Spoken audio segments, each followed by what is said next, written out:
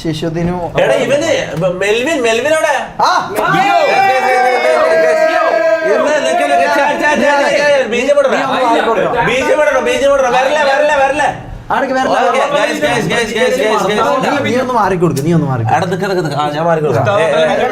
ഒരു ബീജം ഞാൻ പറഞ്ഞ അതായത് നമ്മൾ ജാസിനെ ഒഫീഷ്യലി കുക്ക് എന്നുള്ള സ്ഥാനത്ത് നിന്ന് മാറ്റിയല്ലോ, ജാസിന് സ്ട്രീമർ ആകാൻ പോകാന്നല്ലോ.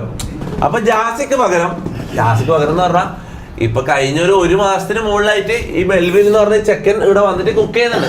ഒരു മാസം മുന്നേ ഞാൻ ഇവന് ഒരു പ്രാവശ്യം ലൈവ് കാണിച്ചിട്ട് പിന്നെ ഇവൻ ലൈവിൽ വരുന്നില്ല, ഇവൻ താല്പര്യമില്ല എന്ന് പറഞ്ഞു.